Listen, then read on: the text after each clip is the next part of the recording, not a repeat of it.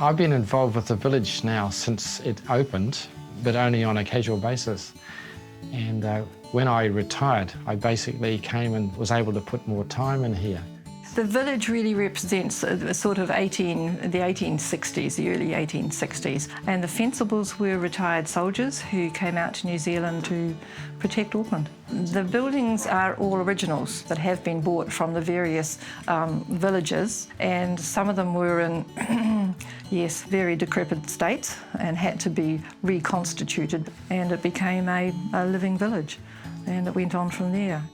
The village has a live day once a month, and on a live day, the village comes alive. There are things happening in most of the cottages, there are things happening outside. They will run games, all the sort of games that they would have played back then. The children, they come here and they can try out things that perhaps my father's generation would have actually used, like there's hoops, there's metal hoops, there's throwing of the horseshoe, and there's just so much here that they just have a wonderful time. You see the expressions on their faces. So there's always something going on. I get a lot of pleasure out of it. I'm talking to people. The major thing that I do is maintenance work, mainly painting in the village. The other thing that I've taken on is the rope making, which is quite interesting, and it sort of amazes people as to how it's done, how simple it is. And the actual theory of it is still the same today, mechanised as what it was 150, 175 years ago. I think I do it because I enjoy crafts and passing on that knowledge to other people. Usually on a live day I'm making a card, a greeting card of some sort, or something along those lines. Sometimes we make what are called lavender wands, things like that, things of the era, preferably. I also enjoy meeting people. They get you out of the house, away from the housework. But no, I think it's really just passing on knowledge, and I enjoy doing it. I've got two Fencible ancestors. One, James White, arrived on the first boat in 1847. He was the first postmaster of Howick. In fact, this room that we're in represents James' cottage. James White's cottage.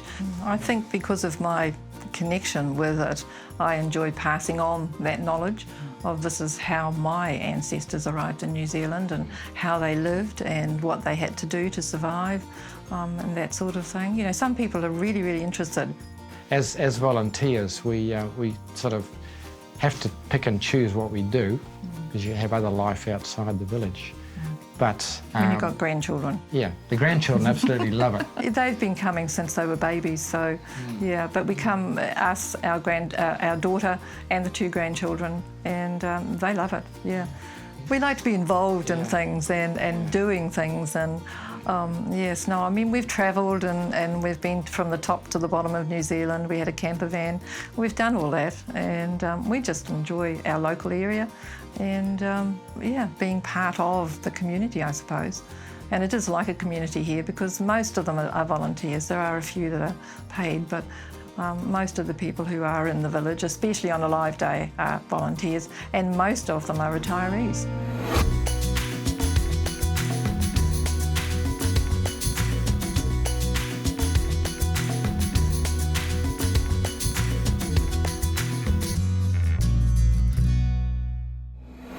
Volunteering is a popular choice for retirees, and it comes in a whole variety of forms. The Walbrooks have discovered that the Howick Historical Village in Auckland, New Zealand, is a good fit for them. Mind you, the fact that James White is one of Irene's ancestors is an added incentive. Irene and Trevor were filmed in the cottage set up as if James White was still living there, and it's now 170 years later. That's fascinating. And speaking of where people live, this episode is about working out where to live in retirement and what to keep in mind as you make a choice. It can be expensive if you get it wrong. Whenever we talk strategy, the first option is always do nothing. In other words, stay where you are. And for many people, that is their source of emotional enjoyment. It's their source of stability, a lot of memories. It's the place where children like to come back to. But at the same time, sometimes these houses either have bad memories, or they have significant costs attached to them, or they just have a feeling of loneliness when it's not filled with people, doing all their activities. So I think first things first is consider, do you stay where you are? Alternatively, there is the option of, do we downsize? Yeah, there has been a little bit of research done on what we call downsizing, or now I think the politically correct term is right-sizing. About 10% of people who retire will transition into a smaller home, or a home that suits their needs better. Do we downsize into the same area? Do we downsize into the same city? Do we move away? Do we move to another country? So lots of changes. Do we do a sea change? Do we do a tree change? Do we do a me change?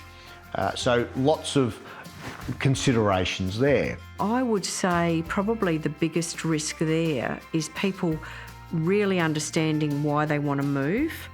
And for example, if it's to do with having a yard that's too big, which is often a reason that people cite, thinking about balancing up the yard maintenance against maybe some valued social connections they have. Because when people tell me what they regret about moving the most, it's about losing those social connections. And it's not just their family and friends, it's the everyday service providers that they miss, like the butchers, bakers, candlestick makers. It's all the people that they've developed relationships with over many years that they're comfortable with and that they trust. And so leaving those behind for somewhere new can be sometimes a more confronting transition than they'd expected. Factors that I think are important are proximity to family and friends, proximity of health resources. If you've always wanted to travel, how close are you to an airport? How important are things like a garden or being able to have pets? Because there's many places you move into where you can't have pets. And particularly in older age, pets can be an enormous source of comfort and companionship. So it's not a decision to be taken lightly. Where you're going to live in your retirement is incredibly important.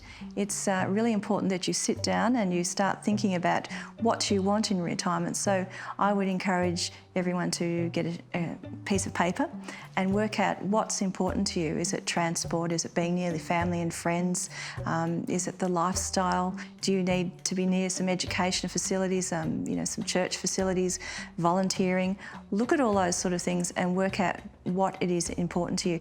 Getting a piece of paper and writing your pros and cons down. That's a good way. Talking about it with your partner, if you've got one, or your family, and nutting it out. So, it seems retirement villages are appealing to some people because there's a sense of security, there's community activities, you don't have a big house to manage, a lot of things there, but there are disadvantages as well. So maybe you talk to people who are living in a retirement village to find out what they like about it and what they don't, look through contracts, but it's really understanding the pros and cons before you actually make the decision. And give them a score. And it's always really interesting that if you sit down with your spouse and do the same, you may get very different scores. Take into account a number of factors. They would be things like your health.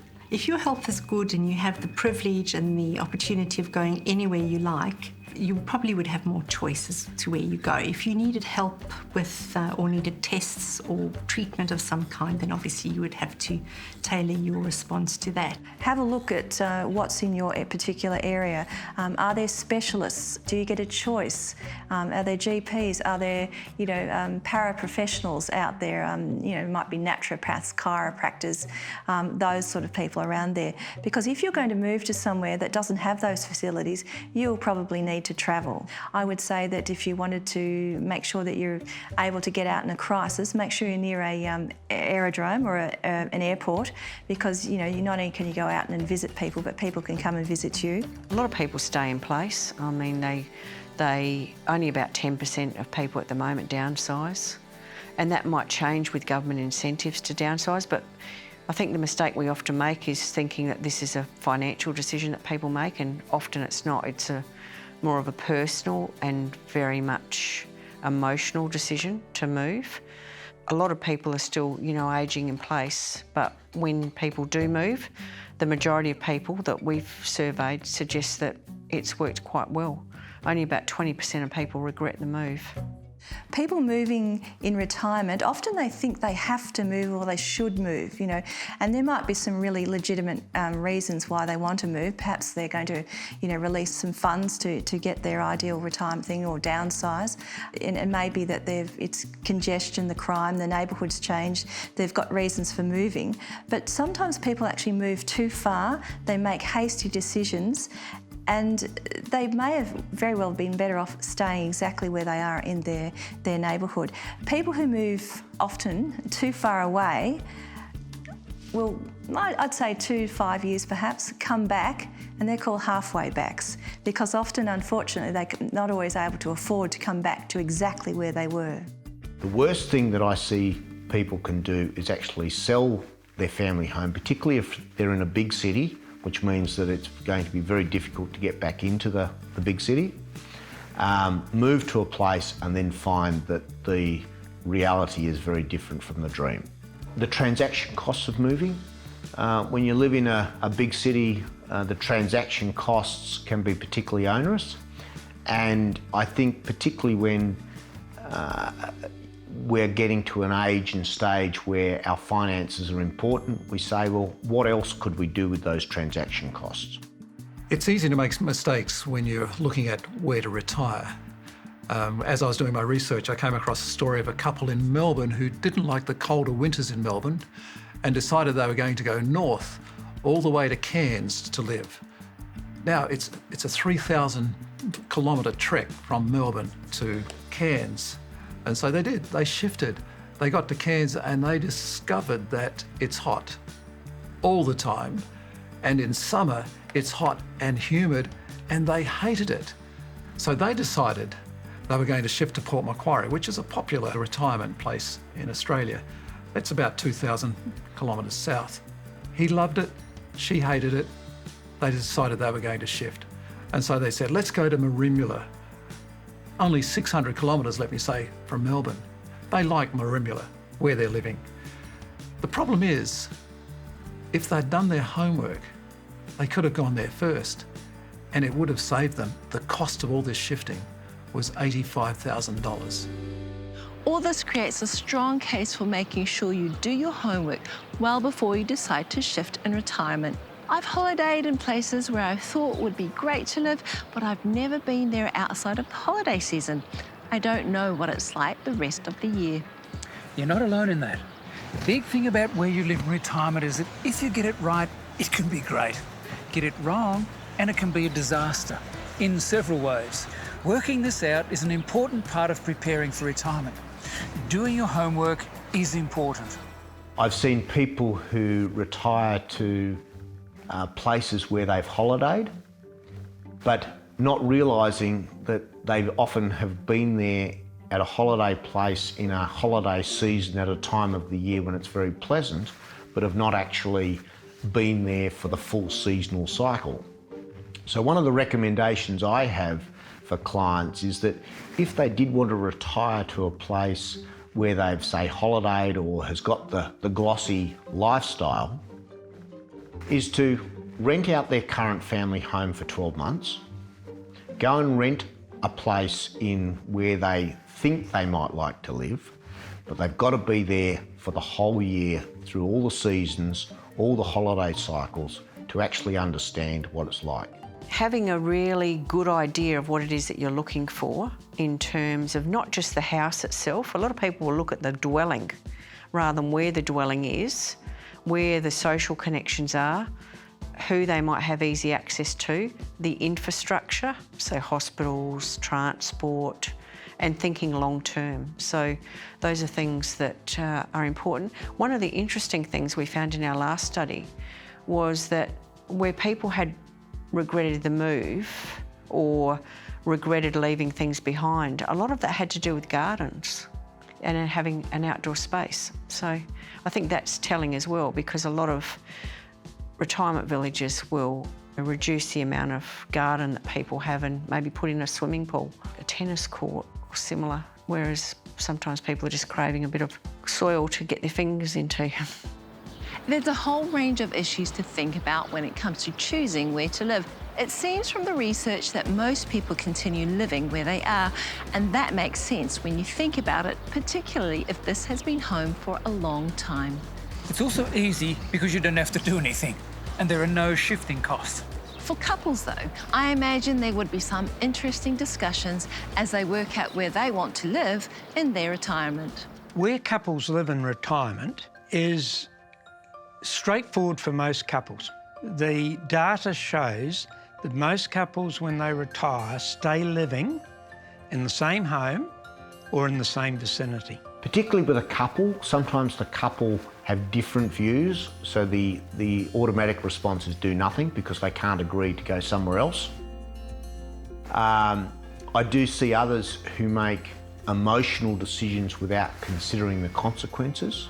Here in Auckland, I'm noticing a different shift where it's so expensive that increasingly I'm finding couples who are retiring are shifting to cheaper areas. And that could be that they've still got a bit more to pay off the mortgage, so they sell their home at a higher rate, and they've got money in the bank when they buy into a more cheaper locality. Depends on your adaptability, your ability to deal with, and cope with change. But I think the sort of issues that, one needs to be concerned about is where you're going to live, the cost of being able to live there. But, to me, probably the most important thing is the sense of connection that you have. And if you're close to family, friends, to church, to not be in a strange environment, cut off from all of your social network, is a really important thing to factor into your decision about when is the appropriate time to retire and where to do that. If you were thinking about moving to or making a change of place to live when you go into retirement, you may have some conflicting ideas.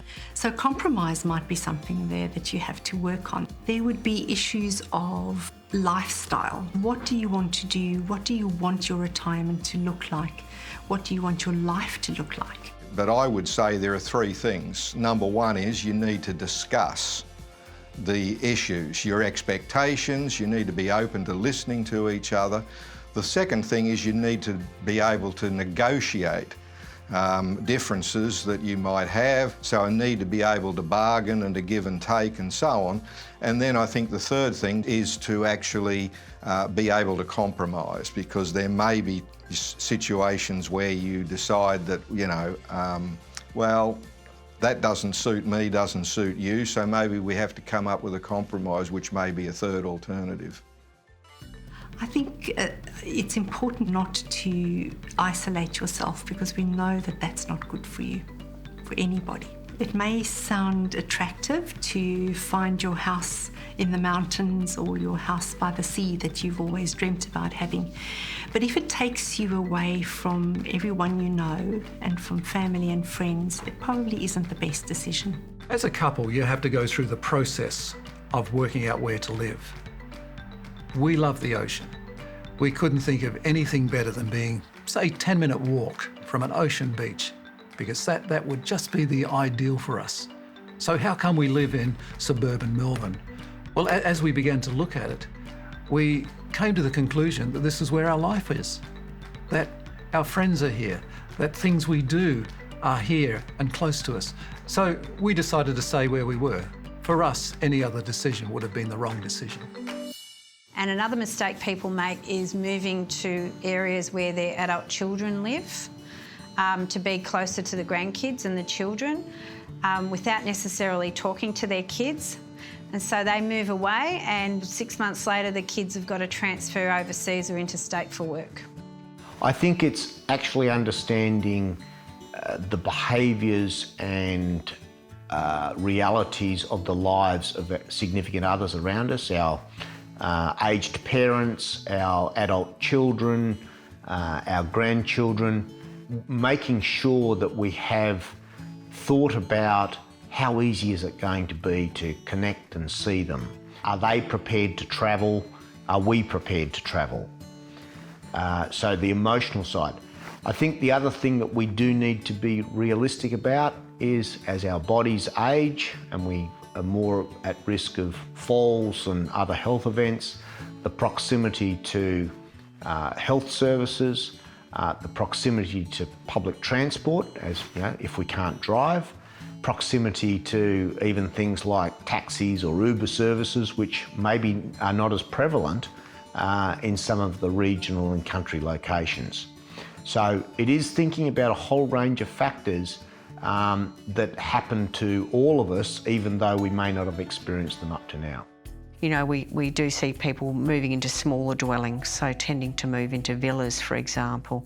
A lot of people moving into townhouses as well, 2 or 3 story townhouses, which I think will have potentially its own challenges. Things like stairs, for example, and thinking longer term about, you know, having a bathroom on the ground floor. A lot of townhouses will have a floor plan where the bedrooms are all upstairs, even the bathrooms, so that might not cause challenges for someone in their 50s or their 60s, even their 70s, but in their 80s, that might be a bit more challenging. Staying where you are in retirement can be a really good thing too, because no one should be thinking that they're forced to move, because you know, a community is a community. You may have been there for a number of years. You know the people in there, you know the shopkeepers, you know the various neighbours around you, and you know the facilities, you know the utilities. So that's really important. And it may be that you're very comfortable where you are, and you just don't feel that you're necessarily right to go and make the big move somewhere else. So if people are wanting to move, then thinking about where they're going to, because each time you're moving you might be developing new relationships, you might be having to develop new social connections. And it's not just that, it's also service providers.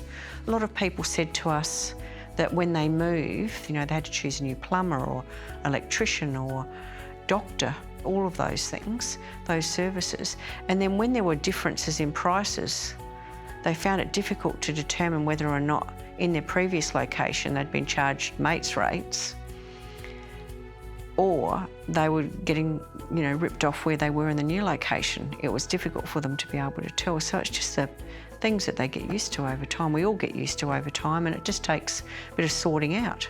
It is taking into account a whole range of factors and experiences.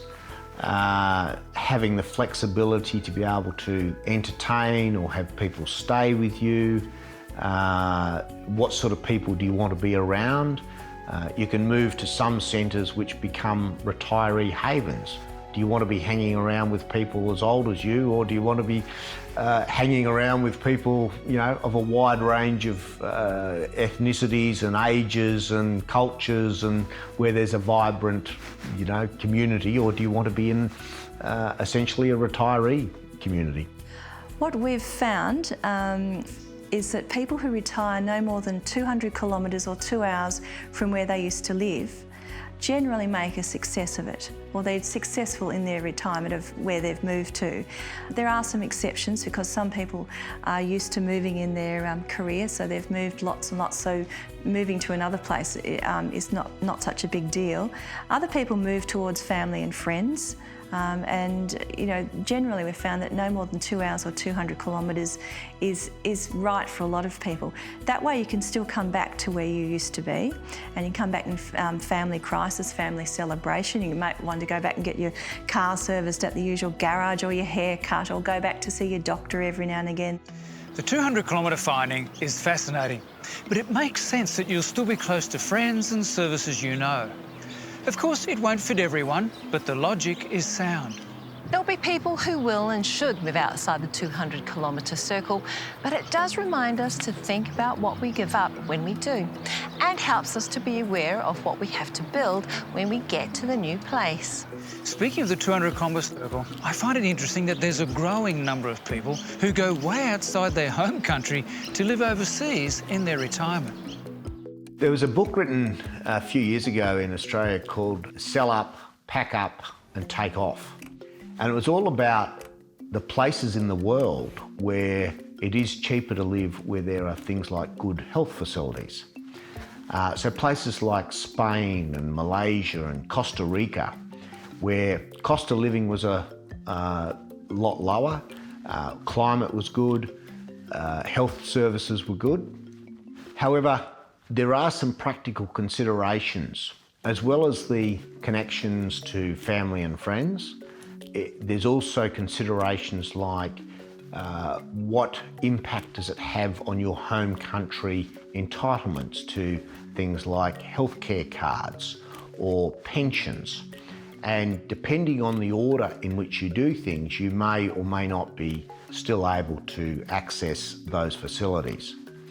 I think it also comes down to where do you want to be cared for, and ultimately where do you want to die, which we do need to confront, because once you move to a country, will you be able to easily move back to where you've come from? So there is the dream of it, but there's also the reality of what happens as we get much older. So the other option is, do we maintain a base or a hub in our home city and our home country, maybe rent that out, maybe do homestays, and we go on extended sabbaticals or travel journeys or backpacking or something like that, but we've still got an option to move back to our home country if we want it at some stage in the future. I mean, I'm all for people giving things a go and trying it out, but not just sort of selling everything up, packing it all up and moving away thinking you're never going to come back. I think testing it first is probably a good thing to do. It would be, for many people, a wonderful thing to live somewhere where it's warm. You can perhaps afford help in the house. It's a lot cheaper. Maybe there's a lot of expats around you as well. But I think you really have to go and ask some of your financial people some really hard questions before you even think of moving overseas in retirement, to see that, you know, your various benefits and your investments, how they treat it as well. But I also think that you never know, moving to a new country, what the political situation's like, or whether there even could be a military coup. So things that may look all very, very nice on the surface, but I think you really have to do some really hard searching. There's a lot to think about when you consider where to live in retirement. That begins with the to shift or not to shift decision. For most, that will be easy, but for some, there's some working out to do. And the interesting statistic shows that most stay where they are. And that makes sense if they've lived there for a long time. But there's a lot to consider if you're thinking of shifting for retirement. Where do you go? Wherever it is, the best advice is to try it first, particularly if you've only been there during the holiday period. It's too important a decision to make without doing your homework. We hope this episode has been helpful as you look at your retirement. And we hope you can join us for the next episode, when we'll be looking at how couples can keep their relationships strong for and in retirement.